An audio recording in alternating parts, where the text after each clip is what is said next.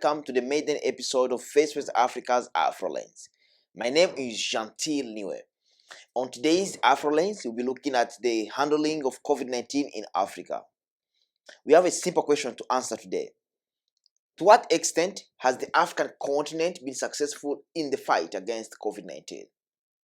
First and foremost, we have to agree that Africa has been more successful in the fight against COVID-19 than any other continent on the globe. Yes, we have been very successful in the fight against COVID-19, and we are still doing it.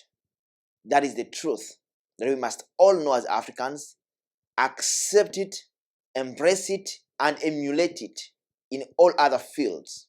We are strong, we have done it, and that or this should be a message or a signal to all Africans that we can do it better than the West. We can do it better than the great USA because we have done it in the fight against COVID-19. The West believed that Africa did not have the required capacity to fight against COVID-19. They thought that we don't have enough or good health infrastructures or even health personnel to fight against COVID-19. You also remember the likes of Bill Gates came out publicly like prophets of doom, saying that Africa will be hit badly, that Africa will lose millions of people. But to their very disappointment, Africans have fought a good battle. We have successfully fought against COVID-19. We are still strong. Our economies are still strong. Our governments are still doing a great job. That's the success story of Africa in the fight against COVID-19. However, there are few things that I think Africa may have done differently. And there are still few things that I think Africa should start doing differently. I know you may be wondering, what are the things that Africa may have done differently? I'm here to share with you some of them. The first thing is, Africa shouldn't have necessarily followed what the West was saying in the fight against COVID-19. You remember very well, at the very beginning of COVID-19, Africa was cool. Africans didn't panic. But when the West started selling their propaganda about COVID-19, when the West started imposing lockdowns, African leaders, without thinking twice, they decided to follow the West. Africans started imposing lockdowns, even when lockdowns were not yet scientifically proved as a way to fight against COVID-19. African countries started imposing lockdowns. The reason why Africa did that is because of our long-time sickness. I call it copy and paste syndrome. Africans, we have this mentality that everything from the West is good, is right, and we have to do it. I call it copy and paste syndrome. I think it's high time Africans to understand that we do not have any divine duty or responsibility to follow whatever the West says. Not at all. We should start reasoning with the West. If they say A, we should come with B, discuss with them, and reason with them, without necessarily following whatever they are telling us to do. I always say that if you're a good writer and you come across a very important information that you think you will need this information in your own document, you don't just do copy and paste. You read this information, read it again, edit if necessary, re-edit it again, then you copy this information, you paste it in your document, again you read and read up to when you say, this is the information I want to have in my document. That's the same thing I expect Africans to start doing. If you see something good in the West has a lot of good things. Don't copy and paste. Look at those good things, study them, analyze them, again study them, again analyze them, bring them back home, look at your own situation, then you can implement what you think is right, depending on your situation, but not the issue of copy and paste. That's not right. I will tell you one thing. Do you know that these restrictions, lockdowns, shutting down of different businesses, shutting down our schools, these restrictions have caused more harm to our countries than COVID-19 itself? Have you thought about how many people have lost their lives because they couldn't get enough money to sustain, to pay their medical bills, and they have died? Have you thought about how many people have become criminals, have ended up doing wrong things because the only ways they used to get money were shut down during the lockdowns? Some people have ended up becoming drug dealers, others armed robbers, all because their sources of revenue have been affected by these lockdowns. Think about how many young girls have ended up into early marriages just because they have nothing to do at home. No schools, be at home. Think about how many marriages have been broken down. Yes, we have seen a lot of divorce because men and women have been home day and night, and they started fighting in their houses. We have seen an increased number of divorce in Africa because of the lockdowns. Trust me, these Western lockdowns have done us more harm than good in the fight against COVID-19. Moving forward, we should understand and accept this truth. We should stop copy and paste. We should start doing things in an African way. So get me right. I'm not saying that Africa has successfully fought against COVID-19 because it did copy and paste from the West. Not at all. It's because the other African measures worked for us. People went in churches to pray, those who believe in God. People went in mosques to pray. People used the herbal medicines made in Africa. That's why we have been able to fight against COVID-19.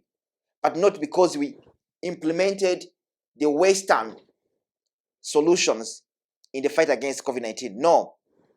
Without fear of any contradiction, allow me to say, the implementation of the lockdowns that we copied from the West did us more harm than good. That's the truth. So, Africa, we have to understand this truth that we are smart and we can do it just as we have done it, and we are still doing it in the fight against COVID-19. Another thing that I think Africa might have done differently is we shouldn't have surrendered to the West. We shouldn't have given up at the very beginning of the fight and wait for the West to tell us what to do. In this case, allow me to talk about the African scientists. I was so much disappointed in our very dear scientists. At the very beginning of COVID-19, our scientists had to shut down their labs and went into vacations. They didn't even dare to study this virus. No, they chose to shut down their laboratories. Our scientists surrendered, gave up, and waited for the West to tell them what coronavirus is, how it's developing, how to fight it, how our bodies are reacting to this virus. That was not the way to go. That was not the way to go. I also understand our scientists, they lack enough funds from the governments. Even those who have the needed funds, they lack trust from the government. We don't believe in our own scientists. You know, Africans, we have this kind of problem. We think that everything from abroad is the best. And that makes us not to believe in our very own people. We should start believing in our scientists. Yes, not all the scientists went into vacations. Not all of them. The scientists in Madagascar, they went into their laboratories, studied this virus, and came up with a herbal tonic remedy, which they called CVO. This remedy, of course, faced a lot of resistance from the West. The WHO said it cannot work without even giving them a chance for trials. They said, Madagascar, you're fooling us. What you've come up with will not work. But at least the scientists in Madagascar came up with something. We remember Tanzania and Guinea-Bissau went ahead to buy this medicine from Madagascar. We also remember in Uganda, Professor Patrick Ogweng also came up with what he called COVID-X, which was also another herbal medicine to use in the fight against COVID-19. I'm glad in June 2021, the Ugandan government approved the use of this medicine in the fight against COVID-19. We also remember the likes of the late president of Tanzania, Dr. Joseph John Pombe Magufuli, who was telling Africans that, listen, ladies and gentlemen, listen to me, fellow Africans, we shouldn't take everything from the West as God-given. No. We should work as Africans. We should fight COVID-19 as Africans and use the African ways that suit our own interests, that suit our economic interests, the African ways that are in line with our very own interests. You know what? In the end of it all, the mainstream media chose to misunderstand President Magufuli. The mainstream media painted a picture of Magufuli saying that there is no COVID-19. How could a well-educated man like Magufuli, a scientist moreover, say that COVID does not exist? He could never say something like that. He was just telling Africans to fight COVID-19 in an African way without breaking down our economies. That's all Magufuli was telling Africa and the world. May his soul rest in peace. Moving forward, I would like to call upon African leaders and governments to start believing and empowering the African scientists. We have to start doing that, not tomorrow or the next day, today. We should believe in our scientists and we should empower them. In case of any future problem that will need scientists to come in and help, we should support them and work with our very own dear African scientists. That's the way to go. Talking about things that we should start doing differently. What are those things? Here are some of them. First and foremost, let us talk about the vaccination programs in Africa. Up to date, I've failed to understand as to why Africans are running for these vaccines without any knowledge of the content, without any knowledge about the contents of these vaccines. We just know they are COVID-19 vaccines. As simple as that. And our governments are moving forward to push people to take these vaccines against their own will. That's not right. I think Africans, we are smart than this. We should support and allow those who want to take the vaccines to have them. Give them their first doses, give them the second dose, give them the boosters, give them even 10 boosters if they want to have them. That is their right. But we should also allow and tolerate those who don't want to take any vaccines. Those who say no to COVID-19 vaccines. We should respect their right, their freedom. Don't force anyone to be vaccinated. That's all I'm saying here. Don't force anyone. Those who want to be vaccinated, vaccinate them. But of course, after giving them the right information about the vaccine. I know we know little about the vaccines, but try to give them the little information you know about these vaccines. And those who don't want, please don't force them. I've seen some clips from different countries in Africa, people being forced to be vaccinated. I'll not mention any country here, but I've seen at least some countries, people that are forcing people to be vaccinated. Africa, that's not the way to go. Not at all. Another question I want us to think about as Africans. How sure are we that the same COVID-19 vaccine being given to people in Russia, in the United States, in Europe, in China, is the very same COVID-19 vaccine being given to people in Africa? How sure are we that we are taking the same COVID-19 vaccine? Have any African scientists studied or verified these vaccines to be the same, or we are just taking them because they have told us take. We have to think about our safety. I love telling Africans that there is no any person who will do anything good in Africa's best interest. No, it's only we Africans who have to do that. We shouldn't force anyone to take the vaccines. And those who have been forcing people to be vaccinated, please stop. Stop. Let people choose what they want when it comes to the vaccination programs. So that's what we should start doing as Africans. To summarize what we have analyzed here, 1, Africa has been successful in the fight against COVID-19. We have done well and we are still doing well.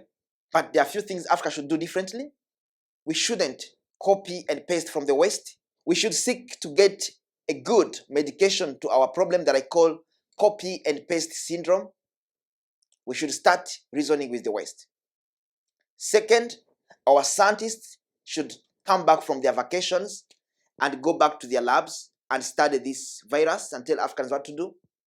Third, if there are things we should start doing differently in Africa, we should stop forcing people to be vaccinated.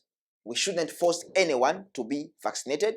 And we should also go ahead and study these vaccines that are being given to us by the West. That is all we had for you today here at Afro Lens. I hope you have learned and enjoyed. If you have not yet subscribed to our YouTube channel, please do so to be the first one to know whenever we upload a new video. Allow me to pass this disclaimer. I do not claim to have monopoly of wisdom, knowledge, and understanding of COVID-19. Not at all. All that I've shared with you here at Afro Lens are simply my opinions and suggestions. My name is Gentil Niwe. Till we meet again in our next episodes, allow me to tell you bye-bye for now.